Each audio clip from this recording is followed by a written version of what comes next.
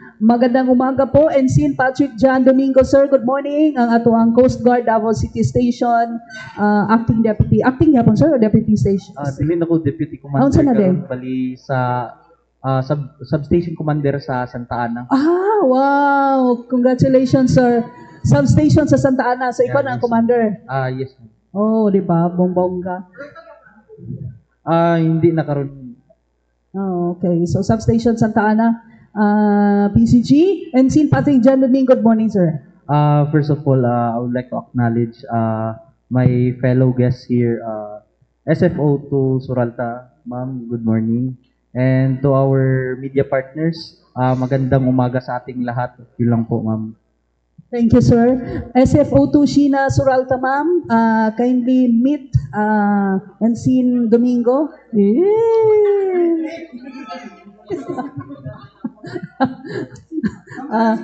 SFO2 Suralta, good morning, ma'am. Good morning, everyone, to our friends in the media, ma'am. Thank you for the invitation again. And representing the BFP Region 11 BIU, ma'am. Okay. Sige, maraming salamat. Okay, ang importante is single pa. Married with 3 Ay, kids, married. ma'am. Sorry, ma'am. Sorry. Nakilig si ano ba? Kilig si Karen, no? Okay, sige. Nilisan na sa Coast Guard, sir. Unsay katikaran karon sa Santa Ana atong Davao Station, sir. With regards to the update, ma'am, no, as per with the guidance of the newly station commander of Coast Guard Station Davao, si Lieutenant Mark Anthony Tolentino, we will be enhancing the marine environmental protection mandates of the Philippine Coast Guard by conducting regular coastal cleanup in various area in Davao City. And also, for the upcoming Friday, we'll be having a mangrove planting and coastal cleanup at NHA Bangkal, Davao City. And also, for the maritime safety concerns, we will be intensifying the pre-departure inspection sa atoang mga barko nga galayag diri sa Samal, bali diri sa may Dabsam, May West, and Santa Ana kay para ma-ensure nato ang safety sa mga passenger and ensuring the seaworthiness of the vessel. And for the local engagement, the Coast Guard Station Davao is naga-participate sa river-wide flooding simulation exercise together with the PSSO and other government agency.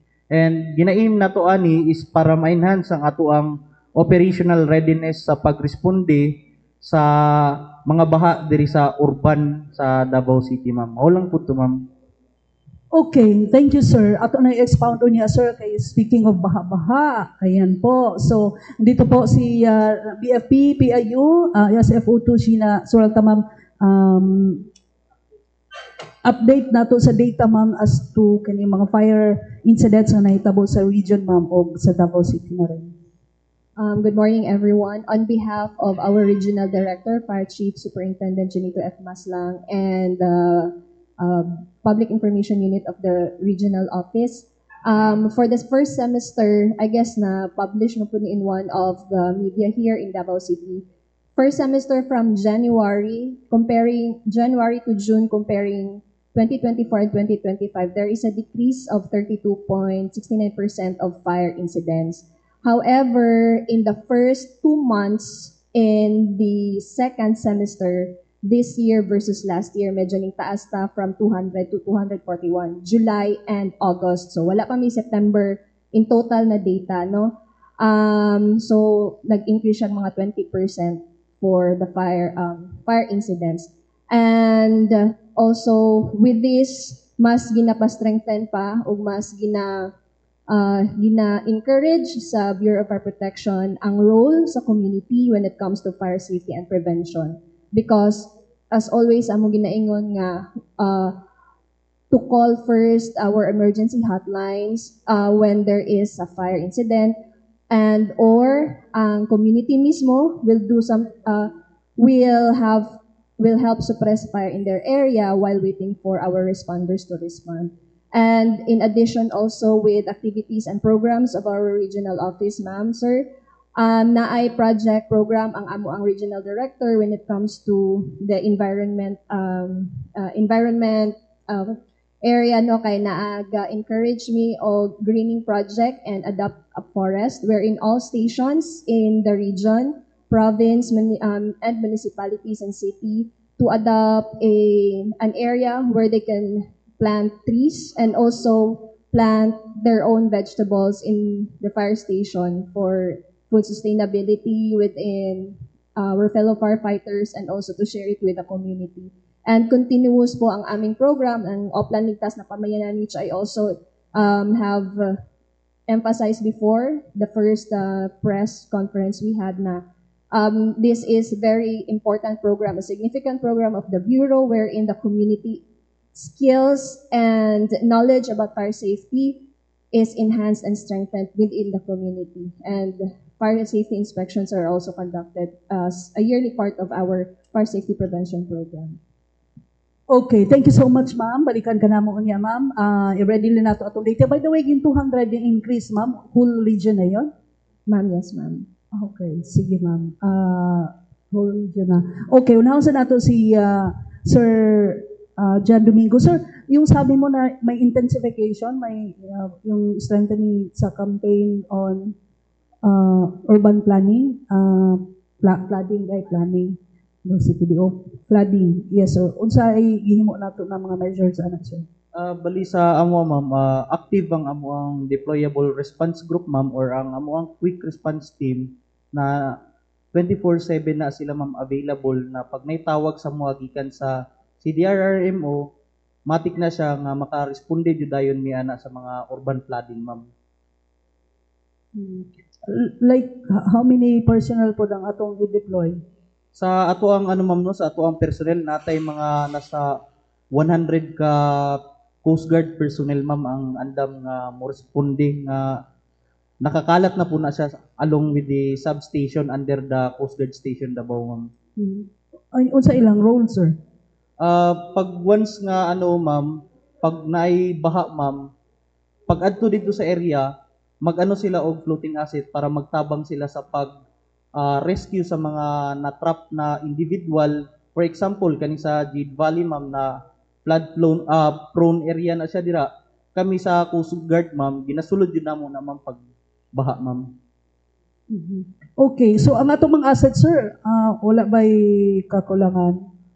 Operational ready naman po ng ato ang mga water asset nato sa Coast Guard Station Davao ma'am. Okay, thank you, sir. At this point, I yield the floor for question. Ano to si Armando, and then Grace, Miss Karin. Una no kay Sir PJ. Sir, karon ba, unsang alert status nato karon sa Tibok Coast Guard Davao? Sa karon naman sir, naka-moderate naman ta karon sir, wala po tay mga terrorist na threat sir or any maritime threat situation sir. Normal man ta karon sir. Tapos sa weather naman sir, okay man po sir. So wala tay ginabantayan na posibleng weather disturbance karon. Sa karon sir wala pa naman sir pero sa Coast Guard naman po sir, naadyo tay daga-patrolya always sa ato ang kadagatan sir kay para mabantayan nato ang unsa mang threat nga mosulod diri sa Davao sir. So how about sa during sa inyong coastal patrol sir, napabawi mga nabantayan nga medyo unusual diri sa Davao City, especially sa imong area of responsibility? Sa karon naman sir, wala tayong mga reported unusual incident sir sa atuang area of responsibility sir. Kumusta po din yung pagbantay dito sa bridge po sir no, sa coastal road nga? Usually na yung mga nagkakuan dito nga daghang yung mga bata sir. Padayon gyapon mi sa pag-conduct dira og roving patrol sir, nagapanita pud mi sir sa mga bata dira nga kaning galabay-labay og mga bato sir ug mabadlong man pud nato sila sir. So wala na ikatungkuan para sa una tunay na may nangabuak ng mga glass dira nga area or may mga kuan pastong nyagi nga na mga buak na bote. Bali sa karon sir na minimize man pud nato ng mga ingan na nga insidente sir sa kanang mga paglabay-labay dira og mga bato, glass kay tungod sa presensya pud sa tuang Coast Guard personnel sa coastal road, sir. How about sa compliance, sir, no, how about sa mga compliance sa mga bangka nga nagabiyahe dira sa may Santa Ana? Sa karon sir, ano naman sir, well complied naman po ang ato ang mga motor bangka dra sir, o dili jud nato ginatolerate ning mga expired documents or ship documents nga magbiyahe sir. Sir, mo nagapapangutana, unsa daw ang requirements kay daw pag nakay bangka dinhi sa diri sa tuwa sa Davao region? Ang pinakaunang requirements dra sir is tong Philippine owner registry, vessel registry, safe manning certificate, tapos tong CPC, then certificate of stability, and ang other documents sir, ano na lang nako unya sir ihatag Asa sir. na siya makuha, sir, sa Coast Guard or sa Marina? Sa Marina sir. So dapat mo kuha gyud sila permit, whether private or for public conveyance. Yes sir. So kinahanglan gyud sila mo kuha. Kailangan na sila permit sir and mag-undergo sila og pre-departure inspection sir upon venturing sa dagat sir. May na doubt na storya, sir, ba na naday isa ka kuan daw kuno boat owner nga na si Tex because wala nagsunod og sa color coding. Unsa nang color coding about it? With regards to color coding sir, hindi kasi yan sa amin sir, bali sa ano yan sir sa Marina. Bureau of Fisheries ata yan sir. Eh yung sa amin naman sir, ang sinisita namin diyan sa mga fishing bangka sir is yung mga documents nila sir. Ang pinakauna na hinahanap namin diyan sir is yung registration ng kanilang pangingisdaan sir.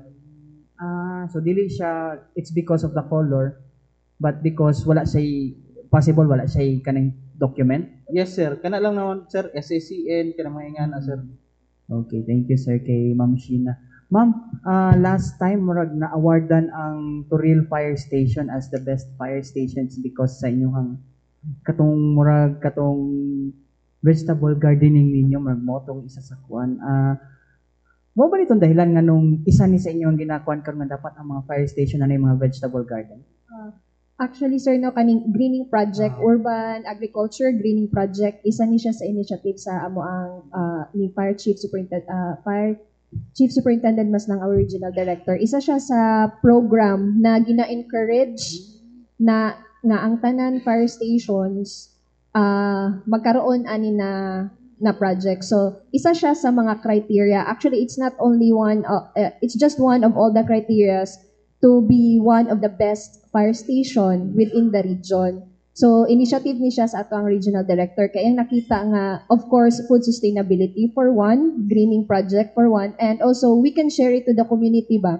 Like, sa fire station, aside from, para rin din siyang, parang part of encouraging na mag-meditate, mag-relax ang aming mga kasamahan na while they are in the station, rendering their duty, they can also do some agricultural and greening stuff. And with that, positively, the effect will be meron na silang food on their own for the team, for the station, and also nasi-share din namin doon sa communities.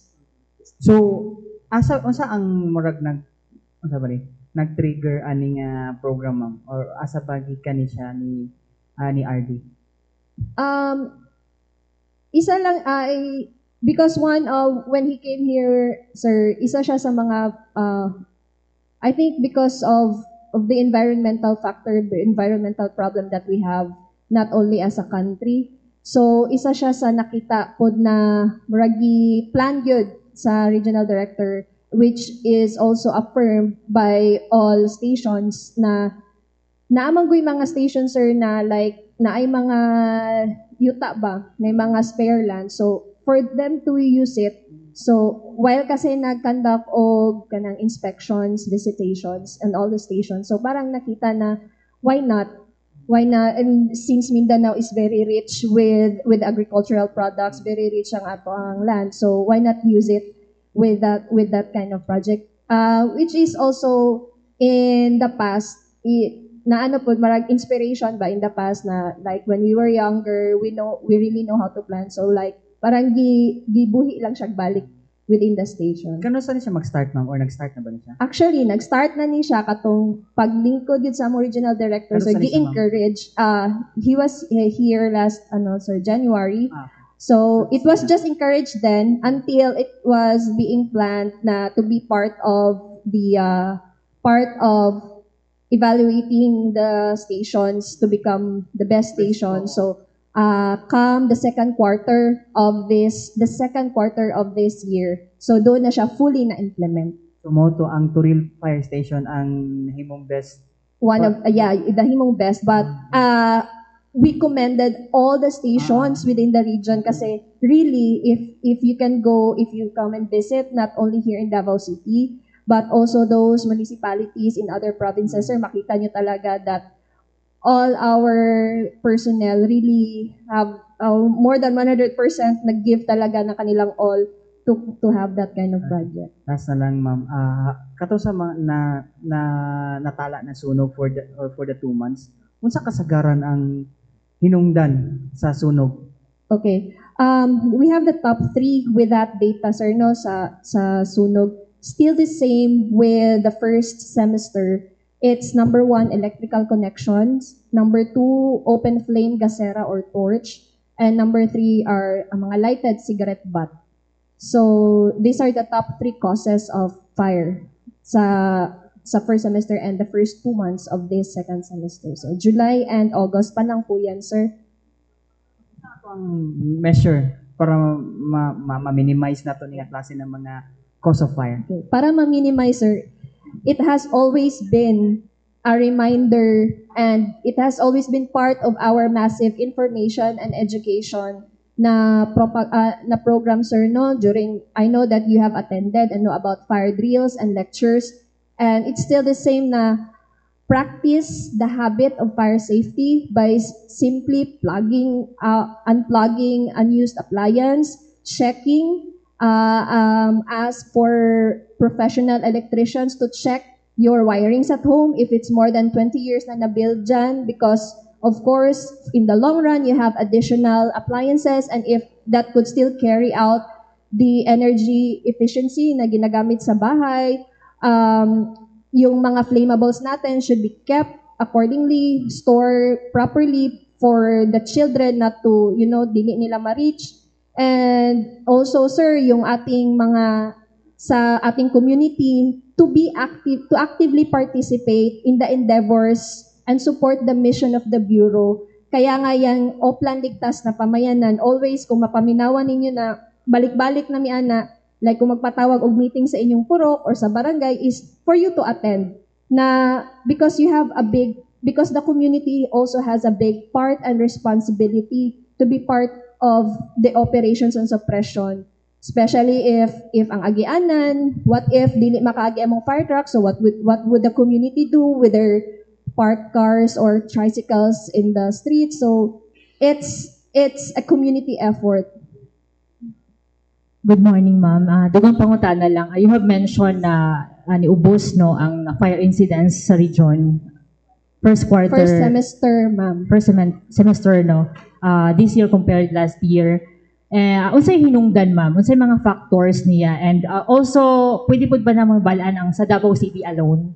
Kung ni taas o ni ubos ba siya? Okay. If you can only allow me to open my notes, ma'am, no? Kaya dili Sige, man dyan ma'am, ako go. ma-memorize ang notes, no? So, sa first semester, may kag factors, ma'am, I guess, no, not guess, but it's a fact na maybe ang mga tao are na gid sila, well-informed, and they know very well how to prevent and be fire safe in their own home, in their own office. So kaya nga sa investigation, it takes time for us to investigate if it's accidental, if it's negligence, or if it's arson cases man na. And also pagka na mahitabo nga na isunog, mao bitaw na nga ang among kabomberohan, kung inyong makita, naagin na sila visible in the community, magtuyok-tuyok, magrekorida, or mag-conduct og lecture, fire drills within the community. So I guess that's one naging active na pod ang community. But of course, there are cases, accidental cases, di gyud matuyong nga naagin mahitabo nga sunog. And especially if walay tao ana nga area, walay nakabantay dayon. So for the first semester sa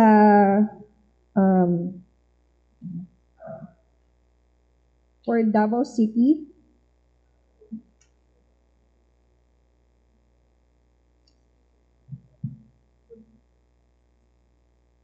first semester, I cannot give exactly the last year, ma'am. No? But we have, sa first semester, we have 338 in total for Davao City. 338 in total for the first semester alone. So, I guess na post po ni sa ilang official Facebook na nagbaba po sila of 40% for the first semester. So in DCFD they have a decrease of 40% of fire incident. Okay, ma'am. Thank you po. To Sir Domingo. Sir, clarify lang na ako, no, unsa yung pinaka-reason na nganong mag-deploy mo og personnel, labi na kung magsugod na og baha din sila kabayan? Sa ma'am is in support po na siya sa LGU ma'am nga natay humanitarian assistance nga gina-provide during disaster ma'am. Okay. Kung magsugod na ulan, deploy na dahil master or wala doon pa rin yun na mataas pa ang tubig or... Ang pinakaano na mo dra ma'am is maghulat mi og tawag sa CDRRMO ma'am. Then after na muna siya madawat ma'am, immediately we will deploy our personnel ma'am. Okay. So sa live pangutan sir no, nanangutana nga nganong diri daw sa may Santaan na banda kanang bagong bridge pa na ginabuhat is ganun dito siya ginapaliguan any time of the day. Ang isa sa reason dra ma'am, dili na siya accredited na resort, walay lifeguard or any nga pwede makatabang sa imo dira ug nay mahitabo. So ang kanang mga ingana nga ma'am, kanang pagbadlong namo sa mga katawhan, labi na kaning mga galigo sa mga unauthorized area is for the safety lang pud na nila ma'am. Kay kung may namduman ninyo atong mga sa previous sa Dalyaw, nay mga incident sa drowning kay tungod naligo sila sa mga unauthorized nga mga dagat, walay mga lifeguard. So wala dayon nakatabang sa ila ha. O mo lang to ma'am. Okay, thank you sir. Next to ask question. Hello po, good morning. Kan Sir Domingo gahapon. Sir, kumusta ato ang coordination with the BFAR, especially nga giablihan na ang Davao Gulf for the fishermen? The past 3 months, di ba ito nga nagsarado, sir? Kumusta po ang ato ang kuan? With regards to the coordination with the BFAR, mo to ma'am, sa pinakaunang nga adlaw sa September sa pag-open season na sa pagpalaisdaan, ang pinaka-role ni Coast Guard is mag-conduct og pre-departure inspection sa mga fishing bangka nga 3 gross tonnage pataas para ma-ensure nato nga ilahang bangka is seaworthy nga maglayag sa atoang kadagatan o safety ang atoang mga crew.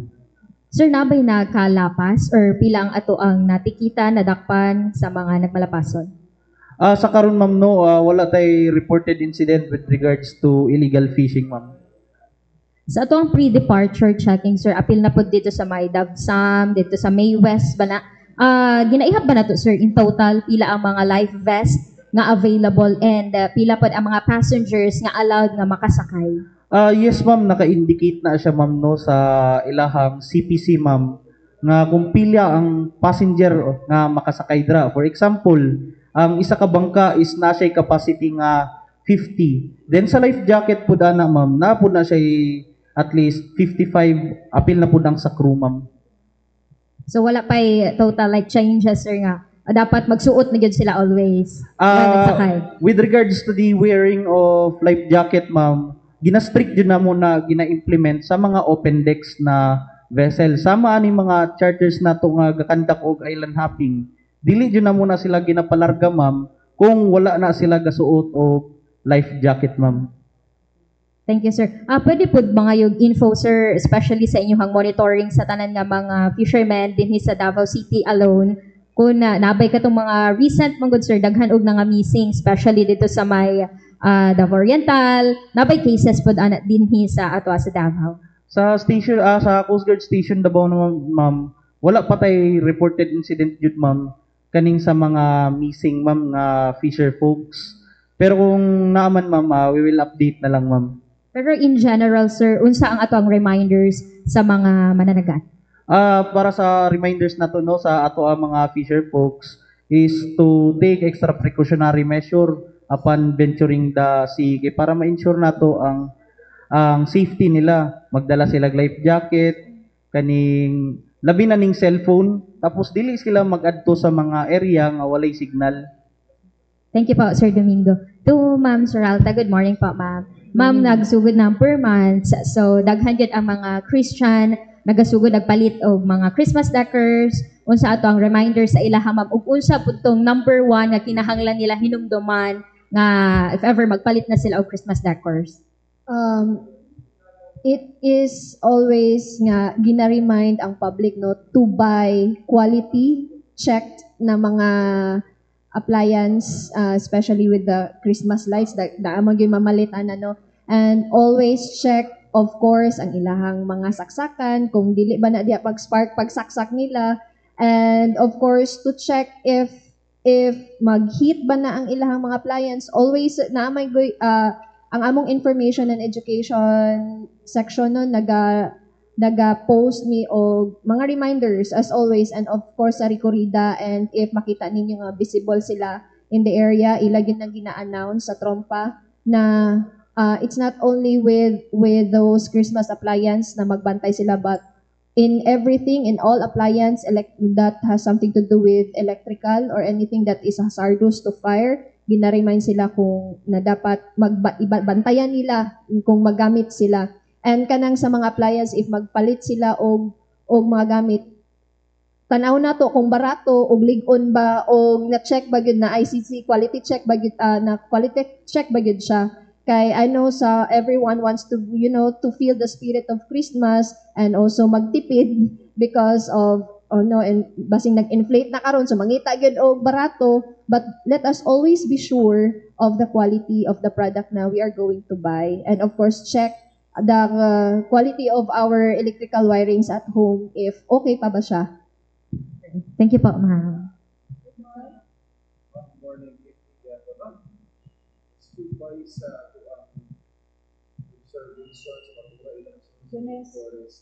Where are we na? Kumusta na yung mga high-risk na mga places such as the other places o na mga informal settlers?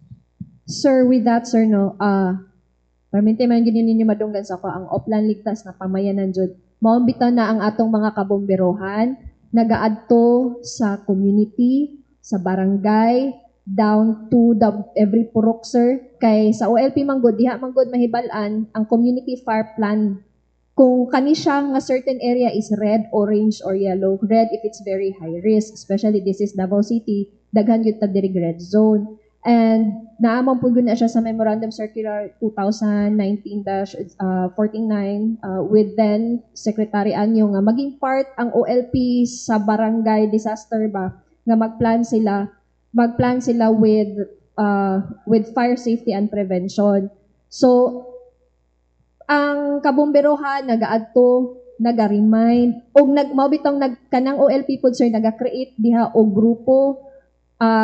Way back, it's called the Barangay Ugnayan, Barangay Fire Volunteers. Karon sir, ang tawag sa ilahi is our Community Fire Auxiliary Group. Kay kani sila nga grupo, kani sila mga officers, sila ang mahimo nga, sila ang matudluan, basic fire skills, training, i-train ni sila nga, while kung naisunog sa ilang community, sila gyud ang una na nahibalaan o makatabang ahead while the responders are responding on the way. So always lang sir nga ang amo ang pag-adto sa community, pag-remind, pag-train sa ilaha. So naga-strengthen, naga-encourage. So as to the community, ang ilahang pag-accept pod ang nga program is well done and good, but still we cannot do away with the accidents caused if nagyoy sunog nga may tabo within the area. Focusing sa 12 years ago, nasunog mula din area. Kumusta? 12 years ago, karon area, access ako ang fire truck. Kumusta ang focus na sa barangay 23 kasi? 12 years ago, sir, dili pa ko ka-speak with the 12 years ago, sir. I'm still with my few years as fire officer, no, but with the area itself, we all know na during that time kung mag-anha ang atong kabomberohan, nag-planning, but it's not every day that we can see kung naabay bag-o diha nga magtukod og balay, mag-additional og balay, but it's always one of the evaluation na among makita, sir, na ang dalan yun no nga lisod kaayo kay in the long run ang mga tao kung sa una 12 years ago gamay ra kay ga-park dira sir. With this year, syempre mag-develop, mag-grow man gyud ilahang economic status, ilang financial status, so kapalit sila og sakyanan, so nay madungagan sakyanan dira sa pag-park. So it's one of the problem na nakita no nga it's gina-remind sila nga kanang pag naisunog unta ang agianan na ay maagian gud sa mga kabomberohan. So dili we can't do away with nga naagi mga tao nga magdungag og sakyanan, makapark diya sa kalsada kung asa makaagi ang atong mga responder ug sa mga balay sir. And every year na among increase of population, increase of people na nagaani sa Davao City, increase of establishments. So it's really high risk gid siya. Nagataas pud ang risk because of those factors. Yet, the Bureau of Fire Protection always reminds them na mo nang nagasulod jud mi sa ilaha, naga-check house to house. But of course, with our reminders, we are hoping that this community would really listen and act with the calling na to support our mission for a fire-safe community. Last na lang, pakita ba natin sa pag-increase sa population, pag-improve sa lifestyle, nakita ba natin ang effort sa barangay? Sir, yes sir. I guess the barangay nowadays are strengthened po sila with, of course, additional, aside from the budget, but they are also, because of the experience, the experience that they have in the community, I guess nobody wants the same disaster to happen again, but still it happens. And the barangay, all the barangays here in the region, I believe, are very supportive naman po sa aming endeavors.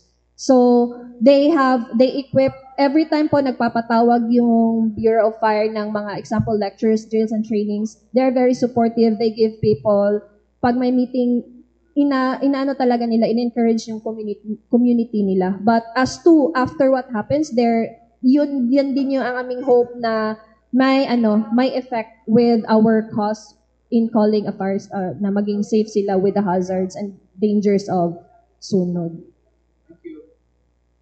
Sige. Para maisalang pangutana to Ma'am Suralta. In regards sa katupag monitor nato sa mga buildings every now and then, kay gina-inspection man pirme, na may nakitaan nga violation within the Davao region sa mga existing buildings, labi na sa mga renovations nga ginabuhat na wala kabalog na naay prone sa short circuit na magka-cause of fire. Then ang second question, naabay instance nga while they're making milagro na nahitabo, wala kabalo nga mukalit og muulbo ang kalayo ma'am sa mga building, labi na sa lodging house. Maray akong mga pangutana ma'am. Okay. With regards to the fire inspection, sir, no, diba, we all know that as part of renewing sa mga business, nag-apply man gyud ang mga entrepreneurs with the fire safety certificate. And it's kumain ka nga na ay mga nakita na mga delinquencies. I think with the report sa first semester na ay mga nakita nga na ay mga delinquencies ang atong mga business establishments. And nakasi siya sa report with after inspection reports atong mga inspectors. And we conduct, of course, our fire safety inspectors conducted inspection every day, quarterly, and semester or yearly with all establishments. And the establishment owners know very well of their discrepancies. Kaya na may report gud ginahatag sa ila, sir, after every inspection. So they are aware of their violations. Follow-up lang pod na napod ba yung mga pipila ka establishments na wala pod naka-comply nga naay mga fire extinguishers po? Sir, kana na usahay no na wrong notion when it comes to the BFP kay permitted jud ni ma-equate dahil mi sa fire extinguisher. But please know that it's not only about the fire safe appliance ang ginapangita sa fire safety inspection. It's not the fire extinguisher. Daghang factors, your fire exit, the ang kanang stairs, doors for sa exit, daghang factors, sir. It's not only the fire extinguisher. So the building itself, if it's safe for yun nga, yung mga exit, yung stairs, mga doors nila, mga ganun. Ang percentage sa compliance sa Davao City. Sir, ang akong mahatag, sir, no, is, kasi yung first semester is sa target namin na number of inspections to be number of buildings to be inspected for the first semester is actually 100% talaga na-inspect yung target for the first semester. So, for this quarter, meron pang natira na 40% of all establishments within the region na need i-inspect pa. Common violations. Common violations, sir, I cannot speak to that for now, sir, no kay. But the common violations, sir, yung mga exit, yung mga appliance, yung mga mostly nakita sa mga establishments. Common violations establishment. So, para sa Davao City, ano na? For Davao City alone, sir, dili ko kahatag yun dayon og data karon, sir, no, kung unsa to lang top 3, ang top 3 na mga violation, maybe you can give me I can give you the data afterwards para sure ko sa akong ihatag nga violation kay basing ako maka-violate. But sir, I can give you with that if you can I still have to ask, or may data kasi akong dala, but these are numbers. But as to the violation, wala pa kasi akong na data for that. But mostly kasi nasa kasi yan nila, sir, nasa mga after inspection reports kasi nila yan. And usually yung binibigay sa amin na report are datas of number of those na non-compliant. But as to what kind of compliance is, meron kasi silang sir. John and then Francis.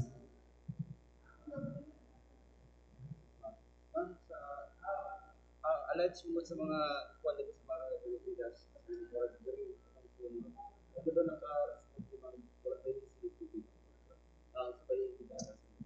okay.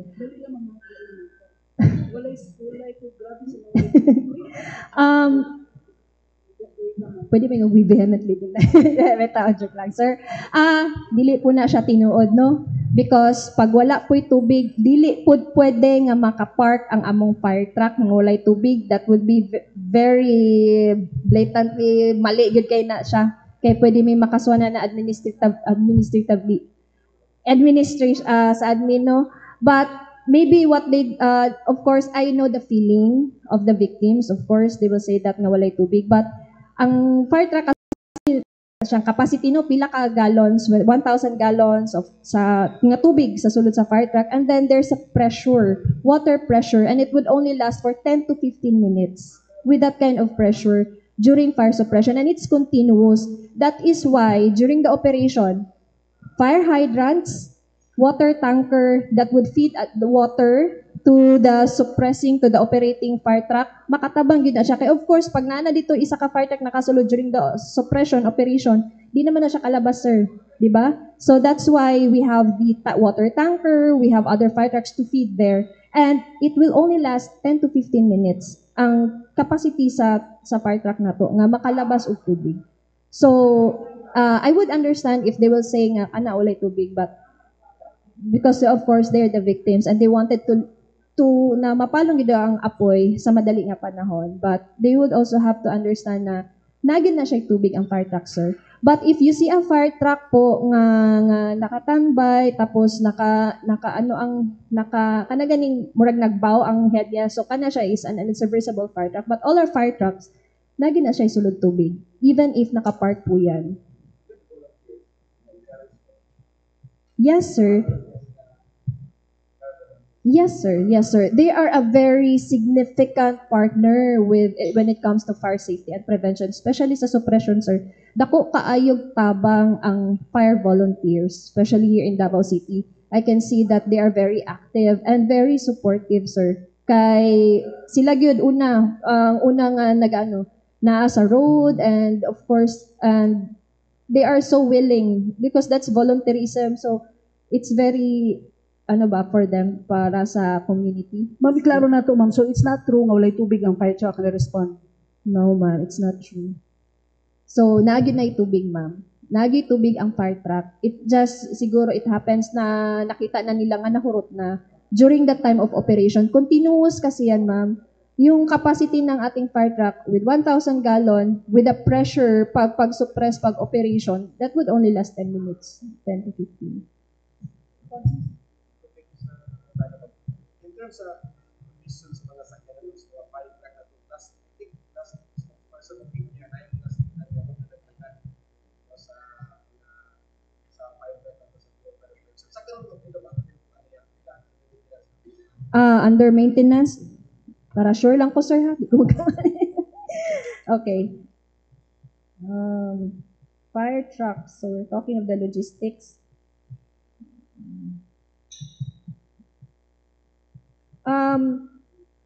All fire stations naman po, sir, in all provinces, nag-ano naman po, working naman po ang ating mga fire truck.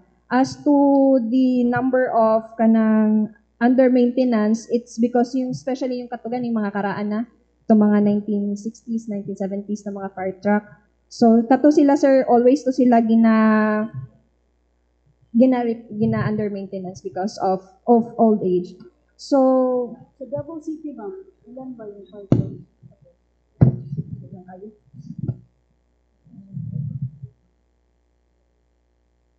And every fire station, ilan din yung fire truck? Okay.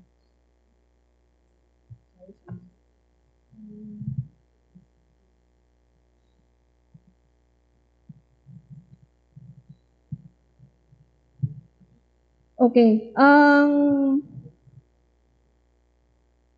Overall po, ang ating fire truck, in Davao City, we have 16 serviceable fire trucks. 16, ma'am? 1-6. Yes po. Serviceable fire truck po. And then, yung iba is still for service and under maintenance po. But in total po, we have 113 total of serviceable fire trucks in the whole region. So we have 113 total.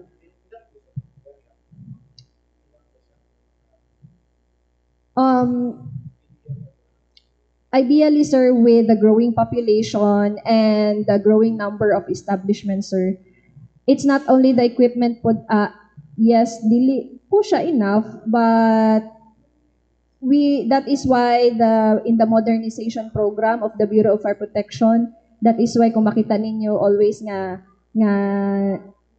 in a year na atay makuha nga isa or duha ka fire truck from our national office, and especially that is why the 20% of the LGU fund, kani siyang 20%, sir, no, kay mao man ni siya kanang sa fire code collection nga kanang fire code fees nga ginabayad. With that 20%, ang LGU could buy this equipment for the Bureau of Fire. So, mas better nga mas daghang fire truck.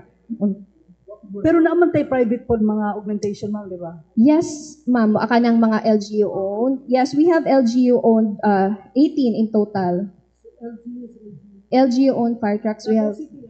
No, ma'am. It's the whole region. But the Davao City received new fire trucks from the Davao City government with their disaster fund. So tanawa ni ato mga corrupt na mga official na kailangan, di ba, pila lang naka-libo ng palit fire trucks niya, bilyon-bilyon ang kurakot. Francis. di ba ang ato ang region ko exist nag-develop na lang sa mga developers taas ng mga because every Davao City mo lang ang level. Yes, sir. Pinapatay yung plano na Yeah. best sa ating Yes, sir. Yes, sir. Yes, sir. Part din na siya, sir, sa mga, especially when ganaganing sa plans and programs, sir, isa gina siya sa gina-seek na magkaroon kay sa imo pang giingon nagataas ang building, so dapat naga-modernize pud among gamit. So because of and the Bureau of Fire Protection is going to that road, man, sir, to that direction. But of course, it entails budget, so kami nga na diri everyone knows na we all need it, and still it needs proper planning and budget, so but it's laid there. Pero karon na may other sa general sila ka pinadawat sa Karon na year, sir, kay ano pa, sir, naas sa dili po exact, sir, ha, but naay mga tulo sa region for other stations, and then ambulances po. But Davao City, I believe Davao City has that new fire trucks from the city. Sir, I think for last year na request mo additional mga equipments na bilhin ko assets ng pag-assets sa government. Kumusta, sir, nanay? Bali sa ano sir, request na to sa Land Mobilities and Water Assets, sir. Bali nakahatag na si LGU Davao, sir, o 1 patient transport vehicle, 1 disaster response vehicle which is si Isuzu D-Max 4x4, and also meron ding 2 rubber boat na ibibigay sa LGU, pero siguro this year yun marireceive na Coast Guard Station Davao, sir. And siguro for the information of everybody, makaka-receive din siguro mga September 22 si Coast Guard Station Davao ng 2 rubber boat from Abuiti, sir. Question to Ma'am Sheena. Ma'am, kinsa baga assess aning mga anong assessment aning mga nasunugan? Kinsa ga kuana na assess ng mga amount? It's from their affidavit, sir. Ginapangayan mo na sila o affidavit of the total damage, total cost of damage. Kay murag gamay man kung kayo ang assessment kaysa compare sa mga na-damage. That is why, sir, are we talking based on the recent fire incident, sir? Yeah. Okay, sir. Kana siya, sir, mabitaw ng every time you are asking for a report, if there is a sunog within 24 hours, we cannot really give directly with the exact amount. There is no exact amount with, mabitaw ng moingon mig more or less, and the final with that is, pag og affidavit ang victim, sir, nga mao gid ni ang amount nga nakuan sa ilaha, kanang na-damage sa ilaha. So the total damages ang nag-assess, of course, the Bureau of Fire Protection together, of course, with the victim, sir, sa ilahang based on their affidavit. Karon mo daga na kay mga sunog nga nahitabo. Last night mura nga sunog. Dili pa nato badungagan nato mga fire hydrants, especially sa mga interior mga area.